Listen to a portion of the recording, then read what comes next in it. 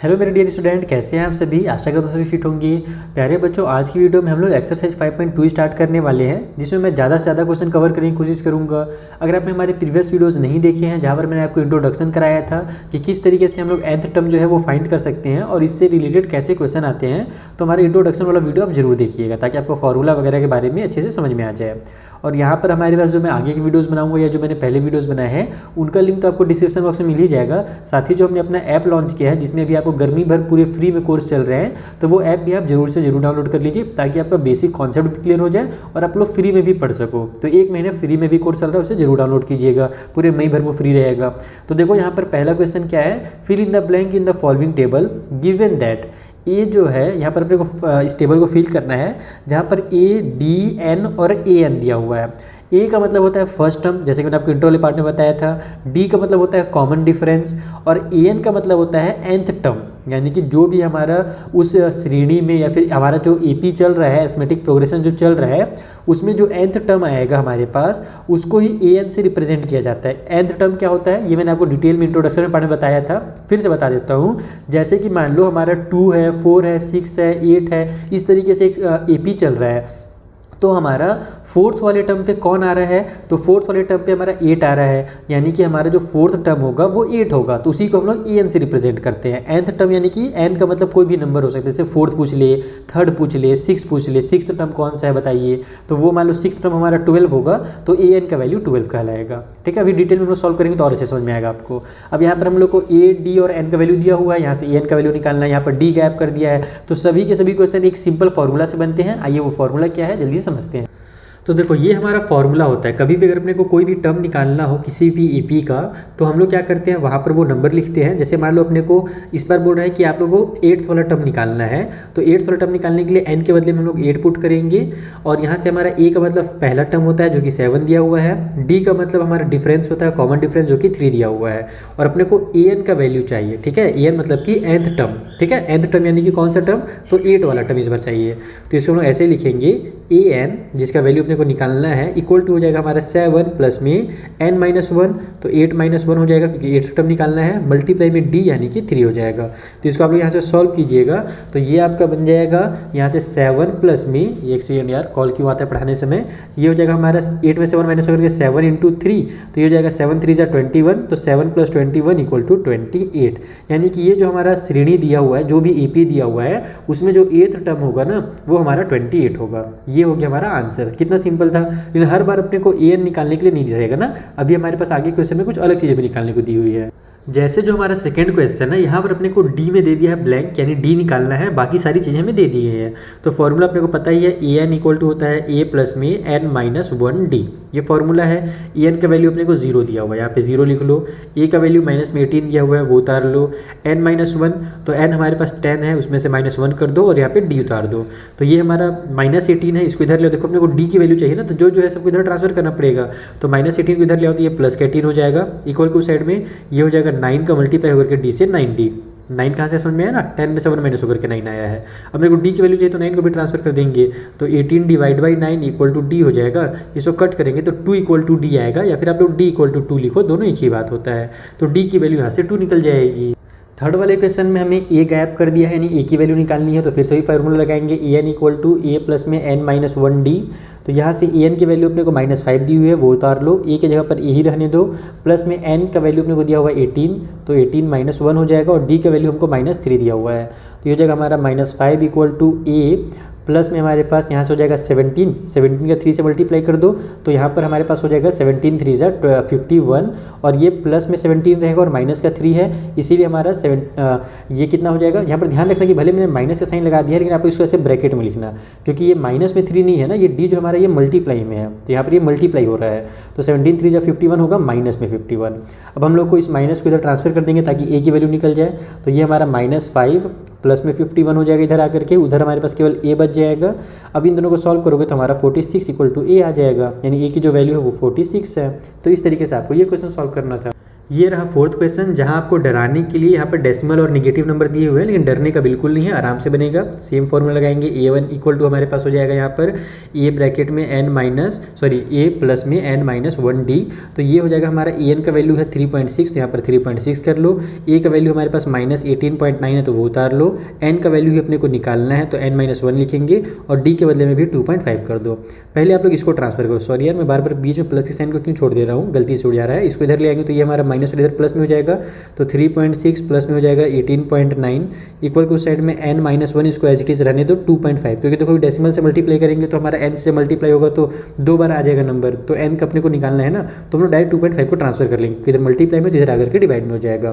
तो ये हमारे पास कितना बच जाएगा, 9 और 6 15 का 5 हो गया, कैरी हो जाएगा 1, 8 और 1 9 और 3 हो जाएगा 12 का 2, कैरी हो गया 1 और 1 1 2 हो जाएगा। यहाँ पे डेसिमल एक डिजिट के बाद यहाँ पे डेसिमल लगा दो, इक्वल को साइड में n-1 इंटू में 2.5 है, तो इस 2.5 को भी इधर ट्रांसफर कर दो, तो इधर इंटू में था, इधर आकर के डिवाइड में हो जाएगा। तो ये हो जाएगा हमारा 22.5 डिवाइड में 2.5 इक्वल के उस साइड में n-1। अब ये डेसिमल में इसको सॉल्व करने का तरीका क्या है, आसान तरीका कि डेसिमल को गायब कर दो। डेसिमल गैप करने के लिए क्या करना पड़ेगा, ऊपर 10 से मल्टीप्लाई करेंगे और नीचे भी 10 से मल्टीप्लाई करेंगे, तो डेसिमल हमारा बाहर निकल जाएगा। तो मैं वही काम करता हूँ, 22.5 का 10 से मल्टीप्लाई कर दो, नीचे में 2.5 का भी 10 से मल्टीप्लाई कर दो। ऊपर नीचे सेम नंबर से मल्टीप्लाई करने से आंसर में चेंजेस नहीं होते हैं। इधर n-1 को रहने दो, तो ये हमारा 225 हो जाएगा, नीचे में हमारा 25 हो जाएगा, इक्वल को साइड में n-1 कट करो तो 25 के टेबल में 9 टाइम पे हमारा 225 आ जाएगा, तो 9 इक्वल टू n-1 है, 1 को इधर ले आओ तो 9 प्लस में 1 इक्वल टू n हो जाएगा, तो यहाँ से 10 इक्वल टू n हो गया, या फिर n इक्वल टू 10, जो लिखना चाहो लिख सकते हो। ये हो गया आपका फोर्थ वाले का आंसर। तो देखा आपने, भले डेसिमल दिया हुआ था डराने के लिए, लेकिन आप लोगों को अगर कॉन्सेप्ट क्लियर है कि डेसिमल को कैसे गायब किया जाता है तो आप आसानी से सॉल्व कर सकते हो इस क्वेश्चन को। तो यहाँ पर जो फिफ्थ क्वेश्चन है बहुत ही मज़ेदार है, क्योंकि d का वैल्यू अपने को 0 दे दिया है। हम क्या जानते हैं कि d का वैल्यू 0 है, यानी कि हमारा जो अरिथमेटिक प्रोग्रेशन जो AP होगा ना वो बस रिपीट होता जाएगा। d का वैल्यू 0 कब होता है, जब सेम नंबर बार बार आए, जैसे कि मान लो 1 1 1 1, इस तरीके से हमारा अगर प्रोग्रेशन चल रहा है तो यहाँ पर हम लोग d का वैल्यू देखेंगे, इसमें से इसको माइनस करोगे तो भी 0 आएगा, इसमें से इसको माइनस करोगे तो 0 आएगा। तो कॉमन डिफरेंस 0 तभी आता है जब सारे नंबर सेम होते हैं, पहला नंबर से लेकर लास्ट तक। तो हमसे बोल रहे हैं कि पहला नंबर जो है वो 3.5 है, d 0 है, तो बताइए कि 105वां जो नंबर होगा, n का मतलब क्या है कि ये टर्म जो होगा 105वां नंबर में जो नंबर आएगा वो कितना होगा। तो 105 क्या, अगर 2 करोड़ बार भी पूछे ना, अगर d का वैल्यू 0 है और यहाँ पे n का पूछ देता कि n अगर 2 करोड़ है, यानी कि जो हमारा टर्म नंबर है 2 करोड़, उसमें कौन सा नंबर आएगा, तो वो भी हमारा 3.5 ही आता, सेम ही आता, जो पहला होता है वही लास्ट होता है। लेकिन इसको निकाल के भी तो दिखाना पड़ेगा ना, तो हम निकाल के दिखा देते हैं भैया। an equal to a plus में n-1d कर दो, तो यहाँ से हमारे पास an का वैल्यू चाहिए, a के बदले में 3.5 लिख दो, प्लस में n-1 यानी कि 105 -1 हो जाएगा, d का वैल्यू 0 कर दो, तो ये हो जाएगा हमारा 3.5 प्लस में देखो ये 104 हो जाएगा, 104 का 0 से मल्टीप्लाई करोगे तो 0 आ जाएगा। तो ये मेरा कितना आ गया, यहाँ से 3.5 ही तो आ गया ना, तो यहाँ पर डायरेक्ट लिख दो कि an का जो वैल्यू है वो 3.5 ही है। तो इस तरीके से आपका आंसर निकल गया। कभी भी देखना d अगर 0 है यानी कॉमन डिफरेंस 0 है, और कॉमन डिफरेंस अगर 0 है तो जो भी नंबर आते जाएगा वो हमारा सेम नंबर ही आएगा, चाहे वो कितना हो नंबर में आए, चाहे 105 बार में आए या फिर 205 बार में आए। तो यहाँ पर हमारा मेन क्वेश्चन जो था कॉन्सेप्ट वाला वो लोग क्लियर हो गया, पहला क्वेश्चन सॉल्व हो गया। आगे बढ़ते हैं क्वेश्चन नंबर 2 के। सो जो हमारा सेकंड क्वेश्चन है, यहाँ पर हमें चूज़ द करेक्ट ऑप्शन वाले क्वेश्चन दिए हुए हैं। हमसे पूछ रहा है कि 30th टर्म जो होगा हमारे पास इस वाले AP का 10 आ रहा है, 7 आ रहा है, फिर 4 आ रहा है, डिसेंडिंग ऑर्डर में चल रहा है, तो 30 नंबर में जो नंबर आएगा वो कौन सा आएगा, यानी कि अपने को यहाँ भी an का वैल्यू निकालना है, ये 30 का वैल्यू निकालना है। वैसे इस वाले में 11th टर्म का वैल्यू पूछ रहा है, तो हम लोग को सॉल्व तो करना ही पड़ेगा, उसके बाद ही हमको पता चलेगा कौन सा करेक्ट ऑप्शन है। तो देखो जो हमको AP दिया हुआ है वो है 10 7 4 डैश डैश डैश। हम लोग देखेंगे कि यहाँ पर पहला टर्म कौन सा है, तो पहला जो टर्म है वो 10 है। उसके बाद कॉमन डिफरेंस कितना है, तो 7 - 10 कर दो, इसमें से इसको माइनस कर दो या फिर इसमें से इसको जिसको ही माइनस करोगे आपका -3 ही आएगा। तो कॉमन डिफरेंस हमारे पास 3 है। हमसे क्या पूछ रहा है भैया, 30th टर्म पूछ रहा है, यानी कि हमको पूछ रहा है n का वैल्यू जो है वो यहाँ पर हमको 30 दिया हुआ है, हमको निकालना है a 30 का वैल्यू, यानी कि इसको ऐसे आप लिखोगे कि an इक्वल टू हम लोग जानते हैं a प्लस में n-1d होता है ना। तो यहाँ पर अपने को n का मतलब कि हमको a 30 का वैल्यू चाहिए कि 30 नंबर में कौन सा नंबर आएगा। तो ये हो जाएगा हमारा 10 प्लस में 30 - 1 मल्टीप्लाई में d के बदले में -3 कर दो, तो ये यहाँ से सॉल्व होकर के हो जाएगा 10 ब्रैक प्लस में यहाँ पर हमारे पास ये 30 में से 1 माइनस होगा तो 29 आ जाएगा, उसका मल्टीप्लाई अपने को -3 से करना है। ठीक है, तो ये कितना बन जाएगा भैया 10 प्लस में 3 9 जा हमारे पास, देखो पहले तो ये माइनस में होगा क्योंकि प्लस माइनस माइनस होता है, तो मैं ब्रैकेट लगा माइनस लगा लेता हूँ। 9 3 जा 27 का 7 कैरी हो गया 2, 3 2 जा 6 और 2 हो जाएगा हमारा 8। अब यहाँ से ये बन जाएगा प्लस माइनस माइनस, तो 10 - 87।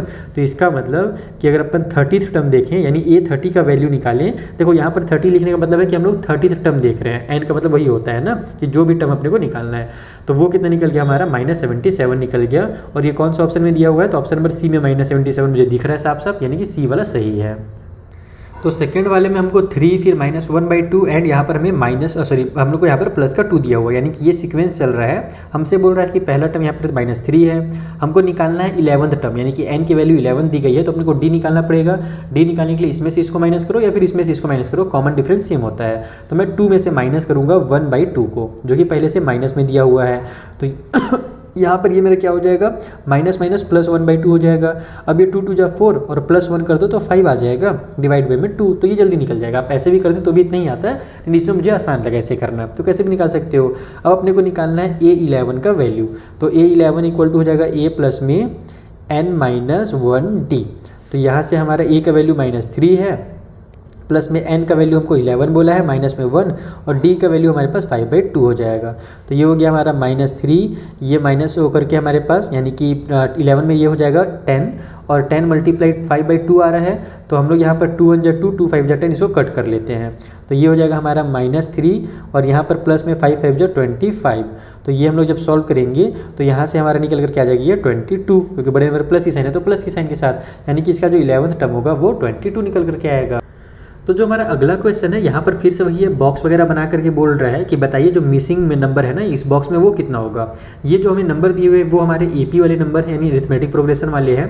तो यहाँ पर हम लोग क्या करेंगे, देखो 2 तरीके सॉल्व करने का। एक तो मेरा ट्रिक वाला तरीका जो मैंने आपको इंट्रोडक्शन वाले में सिखाया था कि कभी भी अगर अपने को अगला टर्म निकालना रहता है तो हम लोग पिछले वाले टर्म में D को प्लस कर देते हैं, यानी कि अगर मुझे A5 निकालना है, फिफ्थ वाला टर्म निकालना है, तो मैं A4 में D को प्लस कर दूंगा तो A5 निकल जाएगा। ये मेरा ट्रिक है, और वही ट्रिक से बनाएंगे। दूसरा तरीका क्या है, जो फॉर्मूला वाला तरीका है कि हम लोग यहाँ पर से पहले D का पता लगाएं कि D कितना होगा, और उसके बाद फिर वही हमारा फॉर्मूला जो है A प्लस में n-1d, उसमें वैल्यू को पुट करके हमारा ये सेकंड टर्म निकालना है, तो हम लोग वहाँ पर n के बदले में 2 लिख दें। फिर यहाँ पर फर्स्ट टर्म निकालना है तो n के बदले में 1 लिखें। तो हम लोग वो टाइम वेस्ट नहीं करेंगे, हम लोग फॉर्मूला लगा करके सॉल्व नहीं करेंगे। फॉर्मूला तो लगाना पड़ेगा D निकालने के लिए, तो पहले हम लोग D निकालेंगे, लेकिन उसके बाद फिर हम लोग इसको फटाफट सॉल्व करेंगे हमारे ट्रिक से। आइए कॉपी में समझाता हूँ कैसे।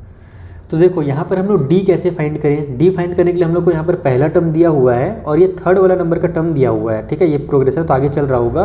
तो हम लोग क्या जानते हैं कि यहाँ पर A का वैल्यू अपने को 2 दिया हुआ है, हमको A3 का जो वैल्यू है वो हमको 26 दिया हुआ है, यानी कि थर्ड टर्म जिसको आप लोग n=3 भी बोल सकते हो, वो अपने को 26 दिया हुआ है। हमको यहाँ से पहले D का वैल्यू निकालना पड़ेगा, तो हम लोग वही फॉर्मूला लगाएंगे हमारा A3 = A प्लस में n-1d। तो यहाँ पर A3 हमारे पास कितना है भैया, तो 26 है, थर्ड टर्म 26 है, यहाँ पर 26 लिख लो। A का वैल्यू 2 है, प्लस में n यानी कि थर्ड टर्म, जैसे कि हमने बताया कि जो यहाँ पर लिखा था वही n होता है, तो ये हमारा थर्ड -1 हो जाएगा, यानी 3 - 1d हो जाएगा। D का वैल्यू हम लोग को निकालना है, तो ये हो जाएगा हमारा 26 = 2 प्लस में ये यहाँ से इस 2 को भी तरफ ट्रांसफर कर सकते हो यहीं पर, चलो मैंने लिख दिया तो नहीं करता हूँ। यहाँ पर ये मेरा 2d हो जाएगा, 3 में 1 माइनस होगा तो 2 का d से मल्टीप्लाई होकर 2d, इसको पहले इधर ले आएंगे तो ये हो जाएगा 26 माइनस में 2 इक्वल को साइड में 2d, तो ये आ गया हमारा 24 = 2d। d का वैल्यू चाहे तो 2 को ट्रांसफर कर दो, तो 24 divide by 2 equal to d आ गया, यानी कि इसको कट करेंगे तो 12 आ जाएगा, यानी d का जो वैल्यू है वो 12 निकल गया। हमको निकालना है सेकेंड टर्म, हमको क्या निकालना है, A2 निकालना है। तो A2 जो होगा यानी सेकेंड टर्म जो होगा वो पिछले वाले टर्म पे A1 में D प्लस करके निकाला जा सकता है। ये मेरा ट्रिक है, शॉर्टकट ट्रिक, मैंने आपको एकदम इंट्रोडक्शन वाले पार्ट में समझाया था डिटेल में। तो यहाँ पर हमारा A1 कितना है भैया 2 है, D का वैल्यू हमने 12 निकाला, दोनों को प्लस करेंगे तो 14 आएगा, यानी कि हमारा ये जो बॉक्स है ना इसमें 14 लिखाएगा। कितना सिंपल क्वेश्चन था। तो बस आपको ये ध्यान रखना है कि पहले D का वैल्यू निकालने के लिए फॉर्मूला जरूर लगाओगे, लेकिन दोबारा से फॉर्मूला लगा करके A2 नहीं निकालोगे। दोबारा से फॉर्मूला लगा करके कैसे निकाला जाता है वो भी मैं आपको सिखा देता हूँ जल्दी से। तो यहाँ पर अपने को A2 लिखना पड़ता है, इक्वल को साइड में A प्लस में n-1d ऐसे लिखते।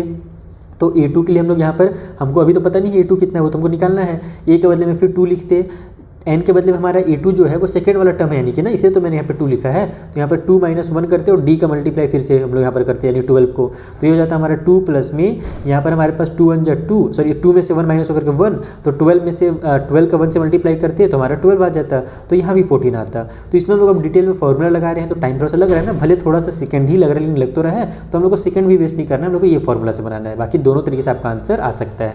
तो मैंने आपको दोनों तरीके बता दिए, चलिए आगे बढ़ते हैं, जल्दी जल्दी सॉल्व करते हैं। तो सेकंड जो क्वेश्चन है और ज़्यादा घुमा दिया, यहाँ पर हमको पहला टर्म भी नहीं दिया हुआ है ताकि आसानी से डी निकाला जा सके, हमको सेकंड टर्म और फोर्थ टर्म दिया हुआ है, यानी कि a3 दिया हुआ है 13, सॉरी a3 बोल रहा हूँ, a2 जो है वो 13 दिया हुआ है और a4 जो है वो भी हमें 3 दिया हुआ है, ठीक है। अब हम लोग क्या करेंगे, यहाँ से हम लोग इसी का यूज़ करके d का वैल्यू किसी तरीके से फाइंड करेंगे। कैसे फाइंड करेंगे वो समझो, हमको जो चीज़ पता है वही यूज़ करना है। हम लोग लिखेंगे कि a2 इक्वल टू हो जाएगा हमारा a प्लस में n - 1d, यानी कि 2 - 1d, ये हमारा तरीका है सॉल्व करने का। तो ये हो जाएगा a2 के बदले में हमारे पास 13 है तो 13 इक्वल को साइड में a प्लस में 2 में से 1 माइनस होगा तो 1 आ जाएगा और उसका d से मल्टीप्लाई करेंगे तो 1d हो जाएगा, यानी कि a प्लस में d आ गया, यहाँ से 13 equal to a plus d आ गया। इसको आप लोग इक्वेशन नंबर 1 मान लो, ठीक है। इसको आप इसके आगे तो कुछ सॉल्व हो ही नहीं रहा है तो क्या सॉल्व करें, इसीलिए हम लोग बस इतना ही लेकर के इसको छोड़ देंगे, ठीक है। उसके बाद हम लोग दूसरे वाले में आ जाते हैं। तो दूसरे वाले में हमको दिया हुआ है a4, तो a4 इक्वल टू हमारा हो जाएगा a प्लस में 4 - 1d, यहाँ पर यही चीज़ होगा ना क्योंकि हमारा फोर्थ वाला टर्म दिया हुआ है, a4 का वैल्यू 3 दिया है तो 3 इक्वल टू हो जाएगा हमारा a प्लस में यहाँ पर 4 में से 1 माइनस होगा तो ये भी हमारा 3d आ जाएगा। तो इसको अब आप लोग इक्वेशन नंबर 2 मान लो। अब देखो यहाँ भी a है यहाँ भी a है, हम लोग क्या जानते हैं, हमारा जो एलिमिनेशन वाला मेथड होता है उससे दो इक्वेशन को सॉल्व करना जानते हो ना। अब क्या करो कि यहाँ प्लस वाला a है यहाँ माइनस वाला a है, तो आप लोग किसी में से किसी को माइनस कर दो। जैसे मान लो मैं इक्वेशन 1 में से इक्वेशन 2 को अगर माइनस करता हूँ, इसको हम लोग ऐसे लिखेंगे फ्रॉम इक्वेशन 1 माइनस इक्वेशन 2, तो इक्वेशन 1 हमारे पास कितना है 13 equal to a plus d है, उसमें से हमको माइनस करना है 3 equal to a plus 3d को। ये मैंने इक्वेशन 1 को लिखा, नीचे में इक्वेशन 2 को लिखा, तो माइनस करने से नीचे वाला जो भी है सबका साइन चेंज हो जाता है, प्लस वाला माइनस हो जाएगा, ये भी माइनस हो जाएगा और ये भी प्लस वाला माइनस हो जाएगा। तो 13 में से 3 माइनस होगा तो 10 आएगा, इक्वल को साइड में मेरा प्लस a और माइनस a आपस में कैंसिल हो जाएंगे तो a का खेल खत्म। यहाँ हमारा 3d माइनस में है और d प्लस में है तो आपस में सब्ट्रैक्ट होकर के -2d हो जाएगा।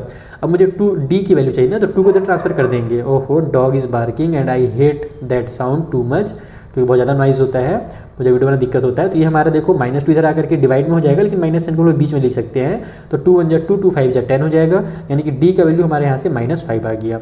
d का वैल्यू निकल गया है ना। अब आप लोग जल्दी से पहला टर्म निकाल सकते हो। कैसे निकालोगे, तो हम लोग यहाँ पर से किसी भी इक्वेशन को पकड़ लेते हैं, जैसे मान लो इक्वेशन नंबर 1 को पकड़ लेते हैं, तो d equal to -5 in equation number 1। Equation 1 में हमारे पास कितना था 13 equal to a plus d था ना, तो d के बदले में -5 लिख दो। अब -5 को इधर ट्रांसफर कर दो तो 13 + 5 हो जाएगा, उधर -5 था, इक्वल को साइड में a बच जाएगा, तो ये हो जाएगा हमारा 18। तो a इक्वल टू हमारा 18 निकल गया, यानी कि जो पहला टर्म है वो 18 है। तो बस इसको ही निकालने में दिक्कत था, अब ये वाला तो आराम से निकल जाएगा क्योंकि हम जानते हैं ये हमारा a3 है। हमको क्या निकालना है, थर्ड टर्म निकालना है ना, तो a3 निकालने के हम लोग क्या करेंगे, a2 में d को प्लस कर देंगे। तो a2 हमारा कितना दिया हुआ है 13 दिया हुआ है पहले से, d हमने निकाल लिया -5, तो प्लस माइनस माइनस हो जाएगा, 13 में से 5 माइनस करोगे तो 8 आ जाएगा, यानी कि जो हमारा a3 है ये हमारा 8 है। तो इस तरीके से आपको इन क्वेश्चंस को सॉल्व करना है, दिमाग लगाना है कि कैसे हम लोग d का वैल्यू निकाल लें। अगर d का वैल्यू निकल गया तो बाकी जो चीज़ें आराम से निकल जाती हैं। तो ये रहा हमारा थर्ड क्वेश्चन, जहाँ पर पहला टर्म दिया हुआ है और पहला टर्म दिया है, यानी कि अपने को इतना इक्वेशन वगैरह तो नहीं बनाना पड़ेगा, इस बार जल्दी सॉल्व होगा, d का वैल्यू जल्दी आ जाएगा।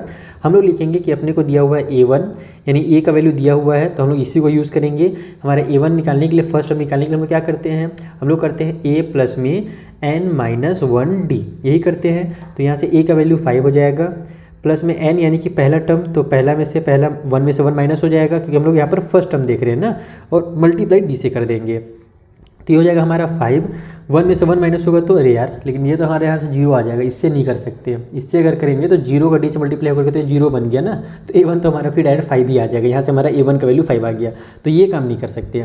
दूसरा काम हम लोग और क्या कर सकते हैं, a4 का यूज़ करके देखते हैं। a4 का अगर यूज़ किया जाए तो a4 इक्वल टू हो जाएगा a प्लस में 4 - 1d, हाँ यहाँ से बनेगा, तो 4 - 1d कर लेते हैं, तो ये हो जाएगा हमारा अच्छा नहीं भाई, मैं कुछ तो गड़बड़ कर रहा हूँ। यहाँ से बना सकता था क्या मैं इसको 1 - 1? नहीं, ये तो जीरो ही हो जाता।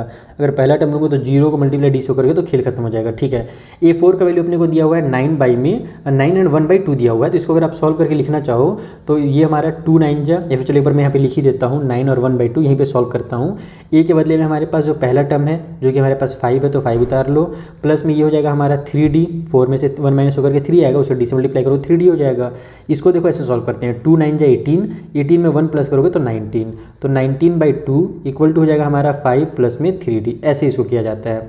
अब इस 5 को इधर ले आओ, माइनस में हो जाएगा, तो ये हो जाएगा हमारा 19/2 माइनस में 5 इक्वल टू साइड में 3D। तो मैं इसको ऐसे कट कर देता हूँ ताकि बाद में कन्फ्यूजन क्रिएट ना हो। अब इसको सॉल्व करने का वही तरीका है, इससे इसको मल्टीप्लाई करो और माइनस कर दो ऊपर में, तो ये हो जाएगा हमारा 19 माइनस में 10, क्योंकि 2 5 जा 10 होता है, नीचे में 2 है, इक्वल टू साइड में 3D है। तो यहाँ से हमारा ये बन जाएगा कितना, 9 बाई में 2 इक्वल टू 3D। अपने को तो D की वैल्यू चाहिए तो 3 को भी ट्रांसफर कर दो, तो मल्टीप्लाई में इधर आकर के डिवाइड में हो जाएगा, तो 9/2 डिवाइड में 3 इक्वल टू D हो गया। तो ये हो जाएगा 3 1 जा 3, 3 3 जा 9, यानी कि D की जो वैल्यू है यहाँ से 3/2 निकल करके आ रही है। अब D का वैल्यू अपने को पता चल गया, तो हम लोग क्या करेंगे कि अपने को अगर सेकंड टर्म निकालना है तो A2 निकालना है जल्दी से। A2 इक्वल टू हो जाएगा हमारा A प्लस में 2 - 1D। ठीक है, तो यहाँ से हो जाएगा A का वैल्यू 5 और ये हो जाएगा हमारा 2 में से 1 माइनस होकर के 1, और 1 का D से मल्टीप्लाई करेंगे तो 3/2 आ जाएगा। मैं डायरेक्ट यहाँ पे आंसर लिख दे रहा हूँ ना, ताकि टाइम वेस्ट आपका भी ना हो मेरा भी ना हो। ठीक है, अब इसको आप लोग सॉल्व करो तो ये बन जाएगा आपका 2 5 जा 10, ऊपर में 3 प्लस करेंगे तो 13, तो 13/2, यानी A2 का जो वैल्यू है, यानी ये वाला जो हमारा नंबर है वो 13/2 हो जाएगा। अब हमको ये नंबर पता चल गया। A4 का वैल्यू निकालना है तो हम जानते हैं क्या है, सॉरी A3 का वैल्यू निकालना है तो हम लोग डायरेक्ट A2 में प्लस कर देंगे D को, शॉर्टकट तरीका।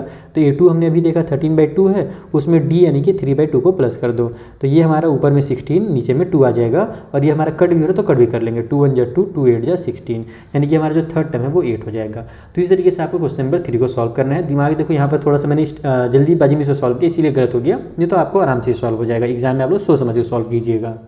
ये रहा फोर्थ क्वेश्चन, जहाँ पर बहुत सारे डब्बे बने हुए हैं खाली खाली, हम लोग को जल्दी जल्दी भरना है। तो हम लोग सबसे पहले क्या करेंगे, पहला वाला डब्बा का वैल्यू निकालेंगे, A2 का वैल्यू निकालेंगे, या फिर पहले आप लोग कह लो कि D का वैल्यू निकालेंगे। D का वैल्यू जब निकल जाएगा तो A2 का वैल्यू भी निकल जाएगा फटाक से।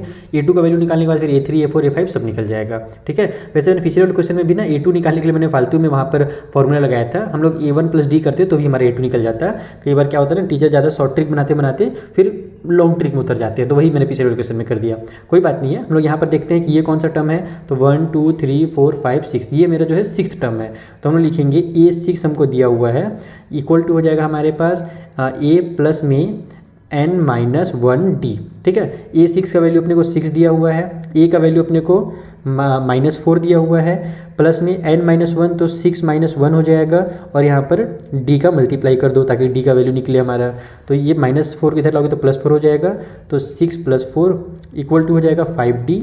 तो यहाँ से हमारा 10 इक्वल टू 5D आ गया है, तो हम लोग D को ट्रांसफर करेंगे तो डिवाइड हो जाएगा 10 से, और हम जानते हैं 10 से 5 को डिवाइड देंगे, यानी 5 से 10 को डिवाइड देंगे तो 2 आने वाला है। तो डायरेक्ट मैं D इक्वल टू 2 लिख देता हूँ। समझा ना, 2 कहाँ से आया, ये इधर आकर के डिवाइड हो गया तो 2 आ गया हमारा।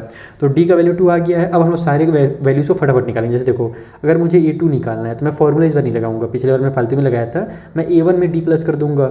A1 हमारे पास कितना है भैया, A1 -4 है, D हमारे पास 2 है, तो ये हो जाएगा हमारा -2, यानी A2 का वैल्यू हमारा -2 आ गया। अब A3 निकालना है तो इसमें मैं क्या करूँगा, A2 में प्लस कर दूंगा D को। तो यहाँ से मेरा A2 का वैल्यू कितना हमने देखा अभी, -2 देखा, उसमें D को प्लस कर देंगे, +2 को प्लस कर देंगे तो माइनस प्लस कैंसिल होकर के 0 बना लेगा, यानी ये जो थर्ड टर्म है ये मेरा 0 है। अब मुझे A4 निकालना है तो यहाँ पर मैं लिखूँगा A3 प्लस में D। A3 हमने अभी निकाला है 0, प्लस में D कर देंगे तो ये हो जाएगा हमारा 2, यानी कि ये जो नंबर होगा ये मेरा 2 हो जाएगा, ये पक्का 4 होगा, देखना अभी। A5 निकालना है तो मुझे A4 में 2 प्लस करना पड़ेगा, यानी D प्लस करना पड़ेगा। तो A4 हमने अभी देखा 2 है, उसमें D प्लस कर दो 2 को, तो ये हमारा 4 हो जाएगा। तो यहाँ पर मैंने जैसे बोला आपको ये 4 होगा। तो इस तरीके से आपको ये क्वेश्चन सॉल्व करना है। एक लास्ट बचा हुआ क्वेश्चन है, चलिए उसे सॉल्व करें।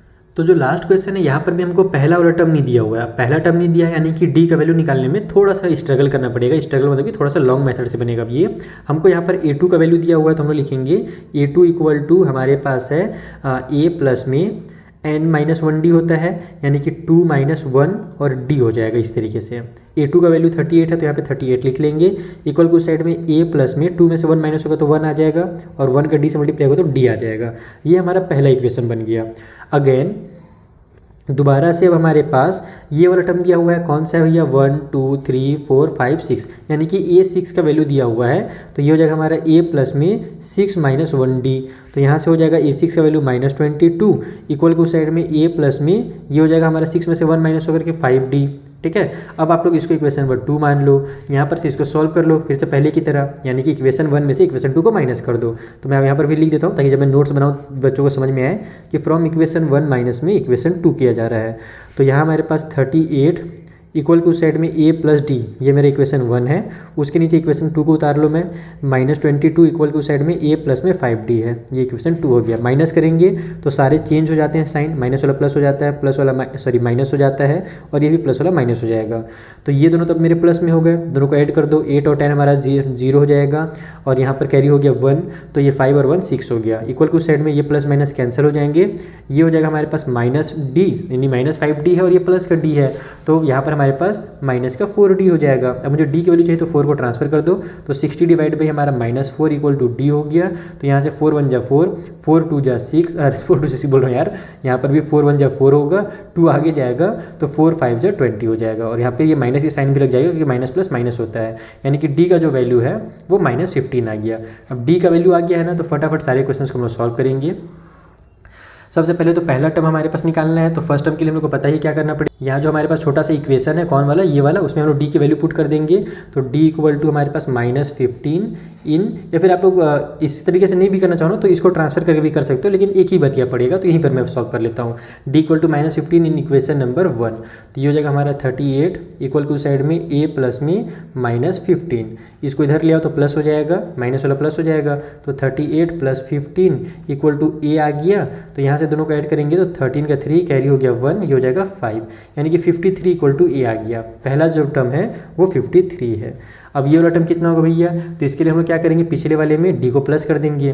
तो ये हमारा थर्ड टर्म है ना, A3 है, तो A3 निकालने के लिए A2 + D कर दो, शॉर्टकट तरीका। A2 हमने कितना देखा, 38 देखा, उसमें प्लस कर देंगे D यानी कि -15, तो प्लस माइनस माइनस हो जाएगा, और यहाँ पर माइनस करेंगे तो 8 में से 5 माइनस हुआ तो आ जाएगा हमारा 3, उसके बाद हमारे पास 3 में से 1 माइनस होगा तो आ जाएगा 2, यानी ये जो टर्म है हमारा ये 23 है। अब अपने को A4 निकालना है, तो A3 में अब हम लोग को जो है D को प्लस करना पड़ेगा। तो A3 हमारे पास है 23, उसमें प्लस कर दो -15 को फिर से, तो फिर ये प्लस माइनस माइनस हो जाएगा, और यहाँ पर हमारा 23 में से 15 माइनस होगा तो 8 आ जाएगा, यानी कि ये जो हमारा फोर्थ टर्म है ये 8 है। आगे बढ़े, A5 निकालते हैं। A5 के लिए हम लोग A4 में D को प्लस करेंगे, तो A4 हमारा भी 8 निकला है, उसमें D यानी कि -15 को प्लस कर दो, तो फिर प्लस माइनस माइनस हो जाएगा, 15 में से हमारा 8 माइनस होगा तो आ जाएगा यहाँ पर हमारे पास 7, लेकिन बड़े नंबर माइनस ही साइन हो तो यहाँ पर -7 आएगा, यानी ये वाला जो टर्म है वो -7 है। तो इस तरीके से आपके सारे के सारे टर्म निकल जाएंगे। आई होप आपको ये जो फिल इन द ब्लैंक वाला जो क्वेश्चन है ये भी अच्छे समझ में आ गया होगा। अब 1-2 क्वेश्चन और सॉल्व कर लेते हैं इस वाली वीडियो में, फिर जो आगे क्वेश्चन बच जाएंगे उसको हम लोग नेक्स्ट वीडियो में कंप्लीट करेंगे। तो यहाँ पर देखो हमसे पूछ रहा है फोर्थ वाले में कि which term of AP 3 8 13 18 is 78, यानी कि ये जो हमारा AP दिया हुआ है इसमें कौन से नंबर पे हमारा 78 आएगा, है ना। नंबर हमको पूछ रहा है, नंबर ऑफ टर्म पूछ रहा है, यानी कौन से नंबर पे आएगा, यानी कि n की वैल्यू पूछ रही है। तो हम लोग क्या कर देते हैं कि हमारा an equal to a + n-1d होता है, एक ही फॉर्मूला हमको याद ही है, तो बस इसी फॉर्मूला लगा दो। an का वैल्यू अपने को 78 दे दिया, ध्यान रखना कि ये हमें टोटल जो भी वैल्यू होती है ना, an का मतलब ही क्या होता है कि जिस भी टर्म के बारे में हमें दिया हुआ है उसका एग्जैक्ट वैल्यू, तो एग्जैक्ट वैल्यू तो 78 पहले से दिया हुआ तो 78 कर लो। यहाँ पर हमारे पास a प्लस में a का वैल्यू हमारे पास 3 है, तो यहाँ पर 3 प्लस में n-1d करेंगे। तो n-1 मैं इसलिए लिख रहा हूँ क्योंकि अपने को n की वैल्यू नहीं पता है। d का वैल्यू कितना हो जाएगा, तो यहाँ पर साइड में आप लोग निकालो, d का वैल्यू 8 में से 3 माइनस करोगे तो 5 आ जाएगा, 8 में से 3 माइनस करो, 13 में से 8 माइनस करो, सब जगह 5 ही निकल करके आएगा, तो d के बदले में हम लोग 5 लिख लेंगे।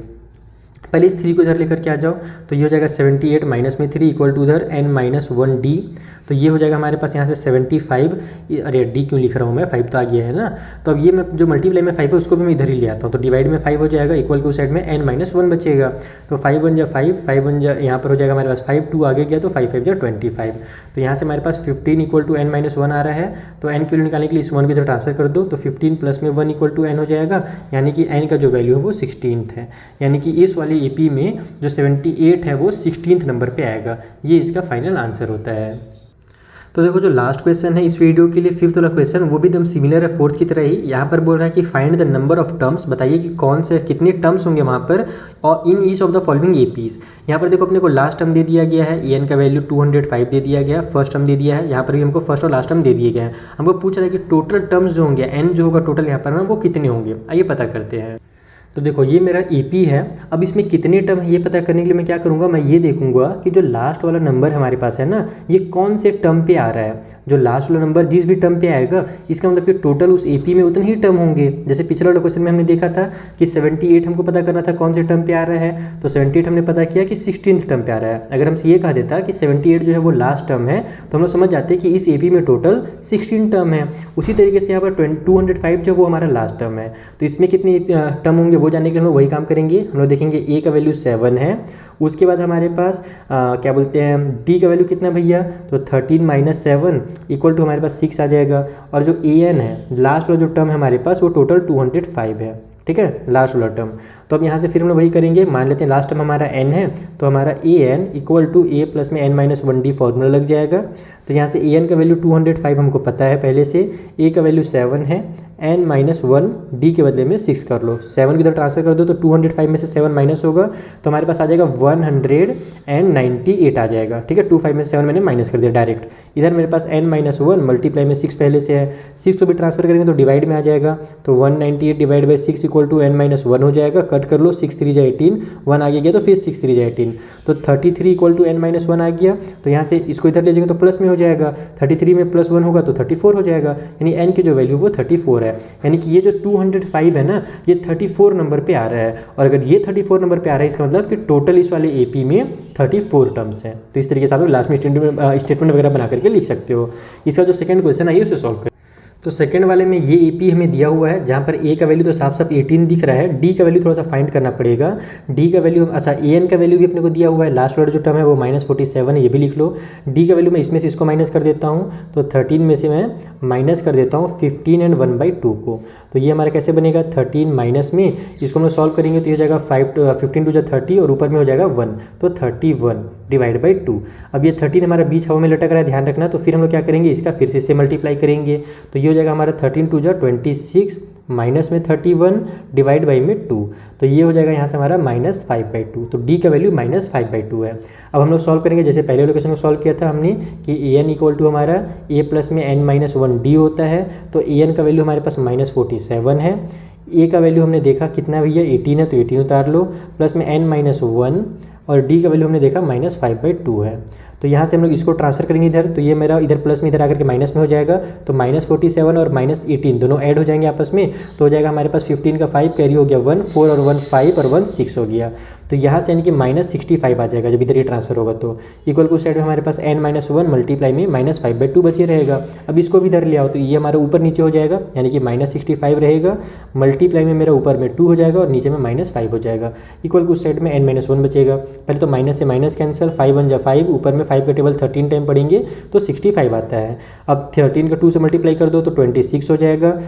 इक्वल के उस साइड में n-1 है, n का वैल्यू चाहे तो इसको इधर ट्रांसफर करेंगे तो प्लस में आ जाएगा, तो 26 में 1 प्लस होगा तो 27 आ जाएगा n का वैल्यू। तो इसका मतलब क्या हुआ कि इस वाले एपी में टोटल 27 टर्म्स हैं। आई होप आपको ये सारे के सारे क्वेश्चन बहुत अच्छे समझ में आ गए होंगे। कुछ भी डाउट हो तो इंस्टाग्राम, टेलीग्राम, एप्लीकेशन सारी चीज़ों का लिंक मैंने नीचे डिस्क्रिप्शन बॉक्स में दिया हुआ है, अपने डाउट्स वहाँ पर आइए पूछिए। मिलते हैं हम नेक्स्ट वीडियो में जहाँ पर जो आगे क्वेश्चन हैं उन्हें भी मैं आपको इसी तरीके से बेसिक कॉन्सेप्ट के साथ समझाऊंगा। Thank you for watching.